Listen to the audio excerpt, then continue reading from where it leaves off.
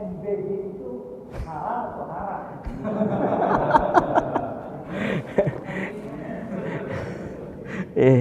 Nggih. MBG niku napa, Pak? Kan ada plesetan kemarin saya lihat itu. Maling berkedok gizi atau gimana itu? Ya, ada plesetan begitu. Makanan bergizi gratis MBG. Untuk menentukan halal haram itu butuh kajian. Nah, sementara ini memang SPPG, satuan apa niku sing menyiapkan makanannya itu memang diharuskan mengurus sertifikasi halal. Makanya kami di LP POM ini juga banyak sekali ini sedang proses pengurusan halal dari SPPG. Ada yang dari Probolinggo kemarin itu, kemudian ada yang di Surabaya juga ada. Nah, tetapi kan ini kalau bahasa ihtiyat nih, bahasa hati-hati, memang belum semuanya, Pak. Belum semuanya itu bersertifikat halal. Niku catering. Catering itu lumayan kompleks kalau bicara halal. Beda sama umpama contoh keripik pisang, umpama. Keripik pisang itu gampang, Pak. Tidak begitu kompleks. Oh, keripik pisangnya mesti halal karena nabati. Nabati itu rumusnya pokoknya tumbuh-tumbuhan, tidak memabukkan, tidak membahayakan, niku statusnya halal. Kemudian penggorengannya. Nah, ini yang kritis biasanya kalau goreng-gorengan gitu. Yang kritis adalah minyaknya. Nah, rata-rata minyak yang beredar di Indonesia itu rata-rata sudah halal. Walaupun itu minyak curah. Minyak curah itu sebenarnya tidak boleh, Pak, secara aturan pemerintahan. Tidak boleh karena nggak jelas. Labelnya nggak jelas. Tetapi sebenarnya minyak curah itu dari minyak yang sudah jelas sebenarnya. Ya, pengalaman kami kalau mengaudit, memeriksa itu ya bahwa minyak curah itu sebenarnya dari minyak yang sudah jelas tapi belinya besar. Ya, akhirnya harganya bisa ditekan. Ini kan bicara ekonomi, bisnis saja ini. Bagaimana caranya harganya itu bisa turun.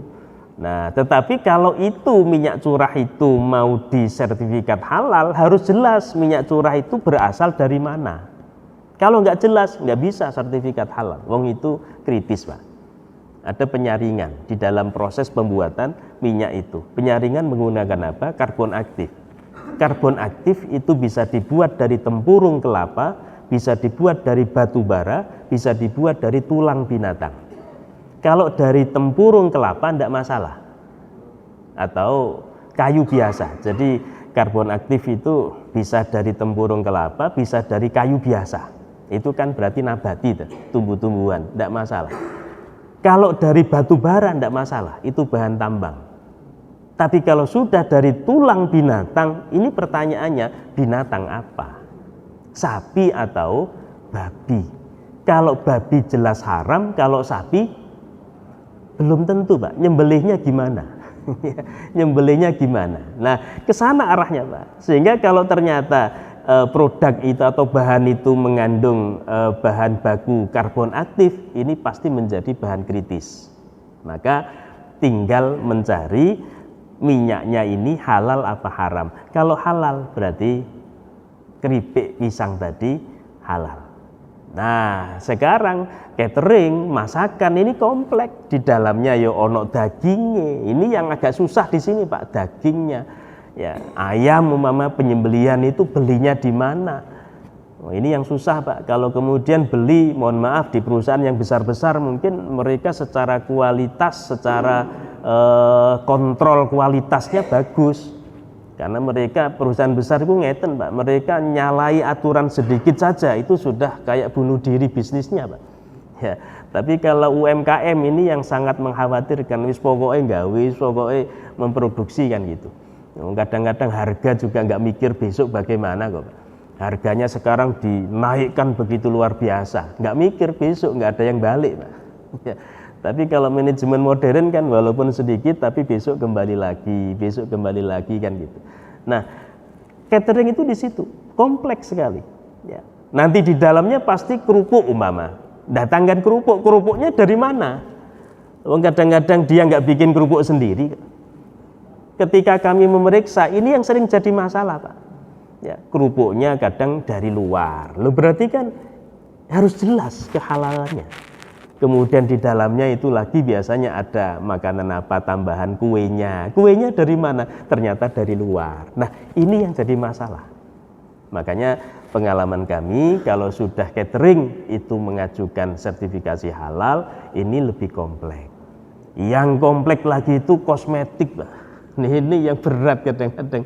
Kalau sudah kosmetik atau obat-obatan, Masya Allah, itu teman-teman farmasi biasanya itu yang bekerja itu bisa berhalaman-halaman itu. Walaupun kosmetik itu kan ya sebenarnya kalau kita bicara halal haram ya, walaupun itu umpama najis kan boleh-boleh saja pakai. Kok ibu-ibu mama pakai bedak yang najis, kira-kira bisa apa enggak? Boleh selama tidak digunakan untuk sholat, atau ketika mau sholat bedak itu bisa disucikan.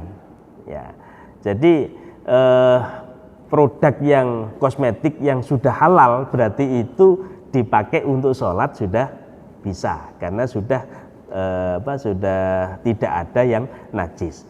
Tapi kalau kosmetik itu belum bersertifikat halal tetapi tidak ada indikasi barang najis, ya monggo-monggo saja. Ya, jangan sampai aturan seperti ini justru nanti merepotkan masyarakat.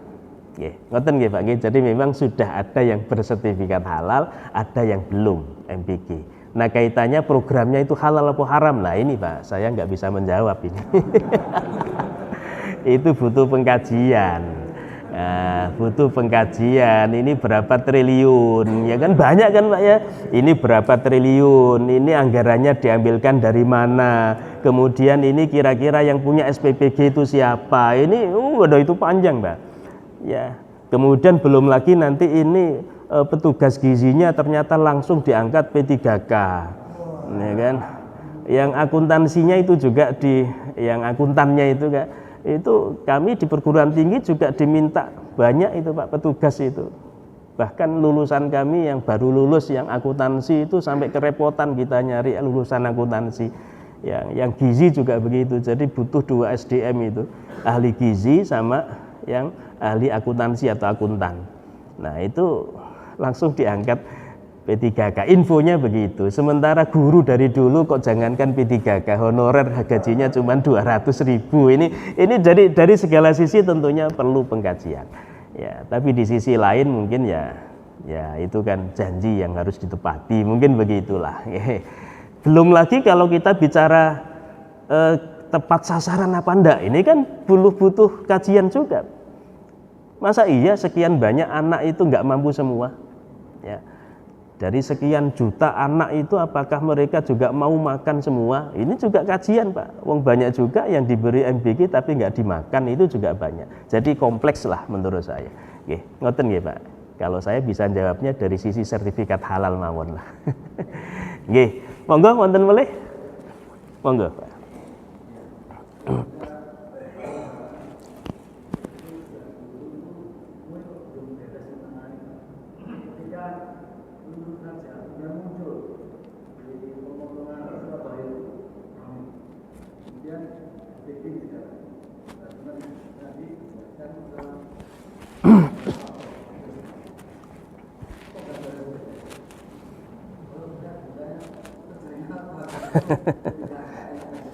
Nggih.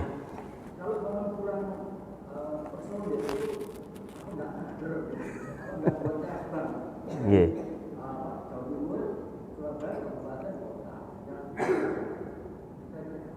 Nggih, matur suwun, Pak. Matur suwun. Ini bagus ini pertanyaannya. Kok masalah gak mari-mari sih? Iki gak ana uwong ta? Ngelak ngoten sih. Wong pinter ya akeh. Begini Bapak Ibu, secara regulasi sekarang halal itu di bawah BPJPH, Badan Penyelenggara Jaminan Produk Halal. Itu langsung di bawah Presiden. Jadi sekarang wewenang itu bukan di tangannya MUI. Ya, MUI itu hanya mengeluarkan fatwa. Itu pun sekarang sudah ada komite fatwa tandingan yang di bawah Kementerian Agama. Sehingga yang menentukan halal sekarang itu tidak hanya MUI. Jadi di MUI itu ada komisi namanya Komisi Fatwa. Saya tahun 2011 sampai 2015 masuk bagian dari Komisi Fatwa MUI. Nah, tugasnya adalah diantaranya memfatwakan produk ini halal atau tidak setelah melalui pemeriksaan pengkajian LPPOM atau lembaga pemeriksa halal yang lain. MUI hanya memfatwakan. Itu pun kalau enggak segera difatwakan maka diambil alih oleh komite halal di bawah Kementerian Agama. Jadi Kementerian Agama itu membuat komite halal yang tugasnya diantaranya nek gak beres nang MUI difatwakan oleh komite halal itu. Nah, nggak beresnya diantaranya apa? Fatwa halal secara regulasi sekarang itu dibatasi, Pak. Hanya 3 hari, Mama, atau 7 hari ada bedanya ya beberapa produk itu. Pokoknya kalau sudah masuk hari ini, maka tanggal sekian harus keluar fatwa. Jadi seolah-olah dipeksa, Pak. Dipeksa. Nek gak iso ngetokno, tak tokno. Lah gitu loh, Pak. Nah, ini yang sering menjadi masalah. Lo menentukan halal kok dibatasi kayak begitu, ini kan butuh kajian. Padahal ketika ada masalah itu bukan atau belum tentu masalah yang ada di Komisi Fatwa. Bisa jadi di masalah di pelaku usaha. Contohnya, menurut fatwa ini tidak bisa dipakai bahan ini. Maka rekomendasinya kepada pelaku usaha segera diganti. Lo ngoten niku tidak segera diganti, Pak. Nah, akhirnya kan molor, Pak. Molor. Kalau sudah molor, sudah kelewat deadline harinya, ambil alih oleh komite halal. Termasuk ngapunten, UMKM itu rata-rata kebanyakan kalau sudah tingkat pusat yang menentukan halal ada komite halal. Termasuk yang kemarin bermasalah itu, Pak. Ya, yang bermasalah ternyata sudah bersertifikat tapi mengandung babi itu ya dari sana. Jadi ya ini kompleks sehingga ketika kita bicara MUI kerjone apa ya sekarang artinya tidak dulu pengawasan kaitannya dengan pengawasan ini bukan tugasnya MUI ya. Jadi pengawasan itu ada di BPJPH. Nah, kami melihat ini lebih ke bagaimana industri halal. Perlindungan konsumen muslim sudah mulai agak berkurang. Kalau dulu, Pak, kami tahun 2000 kebetulan saya di LPPOM itu sudah mulai tahun 2000, Pak. Dari kecil lah bahasanya, saya baru lulus S2 itu. Dulu kita bergerak di bidang halal itu orientasinya adalah perlindungan konsumen muslim. Perlindungan konsumen muslim dulu, Pak, ketika sertifikat halal itu masih voluntary. Apa itu voluntary itu? Sukarela. Nah, sekarang sertifikasi halal itu mandatori, wajib. Karena menjadi wajib, akhirnya wis pokoknya bersertifikat halal. Kalau nggak begitu, ini kena pidana, gitu kan? Bisa bermasalah perusahaannya. Nah, karena seperti itu akhirnya sekarang lebih cenderung bagaimana kalau sudah bersertifikat halal ini penghasilannya meningkat. Pemasukan negara juga meningkat. Perlindungan konsumen muslim kadang-kadang agak dilupakan. Nah, makanya ini harus kembali lagi seperti dulu, silakan mandatori, tapi perlindungan konsumen muslim harus betul-betul ditegakkan kembali. Jangan yang penting bersertifikat halal. Kalau seperti itu tidak ubahnya seperti perizinan, Mbak. Apalagi panjenengan pirsa, regulasi sekarang sertifikat halal itu tidak ada expirednya. Lu kan aneh, Pak. Sertifikat halal itu jaminan mutu. Lagi tuh, jaminan mutu tuh. Mestinya jaminan mutu itu ada expirednya. Wong mutu hari ini belum tentu sama dengan mutu tahun depan kok. Ya, prosesnya berjalan terus. Data ini nggak ada expirednya. Masa berlakunya itu selamanya, Pak, sertifikat halal sekarang itu. kecuali ada perubahan bahan, perubahan fasilitas, perubahan proses. Lo kalau ada perubahan bahan, sopo sing gelem lapor, Pak? Wong proses sertifikat halal itu gak gampang. Nggih.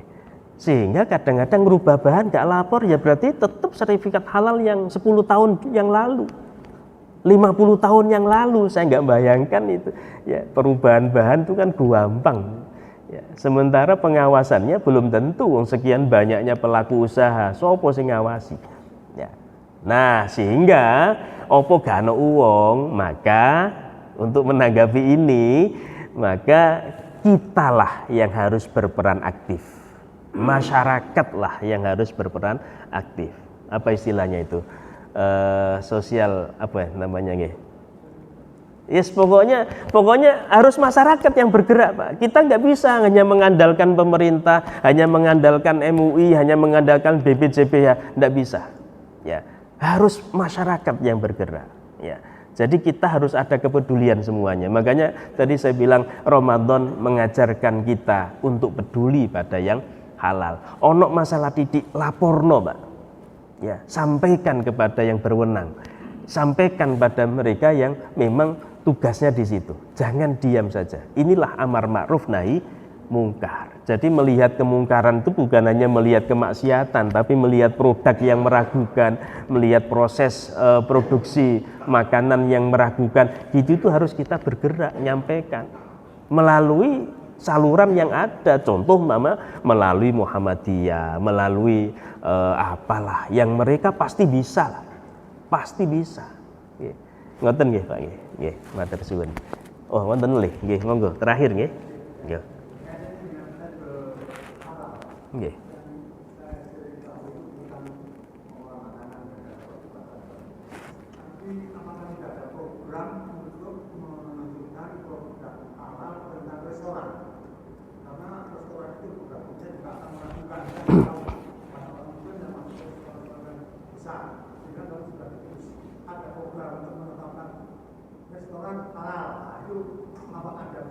Nggih. Baik, pertanyaannya apakah ada program restoran halal atau regulasi yang mengharuskan restoran halal? Jawabannya ada, Pak. Itu masuk wajib. Masuk wajib. Kalau memang itu restorannya menjual yang halal, maka wajib dia mengurus sertifikat halal. Oktober 2026 ini sudah batas maksimal, Pak. Ya. Kalau umpama besok lebih dari Oktober 2026 kok masih ada yang haram atau restoran yang tidak mengurus sertifikat halal, itu bisa dituntut secara hukum.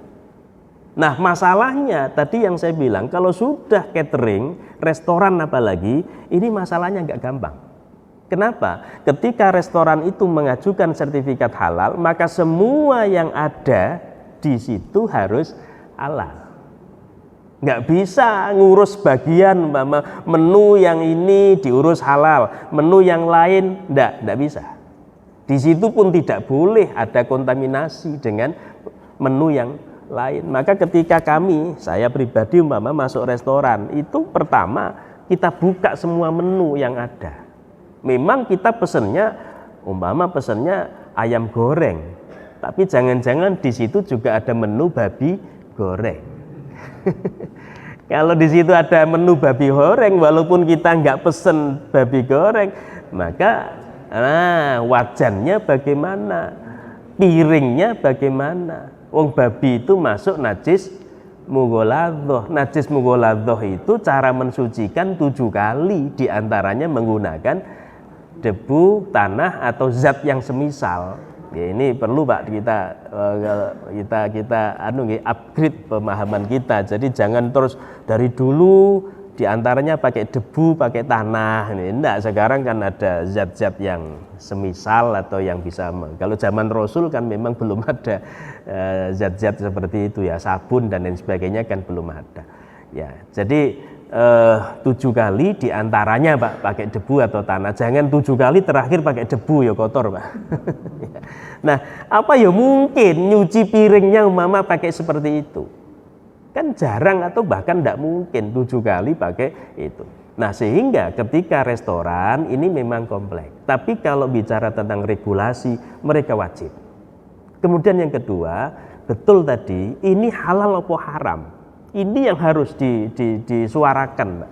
Ya, kalau memang restoran itu haram, harus jelas, ada tulisan jelas bahwa ini adalah produk haram.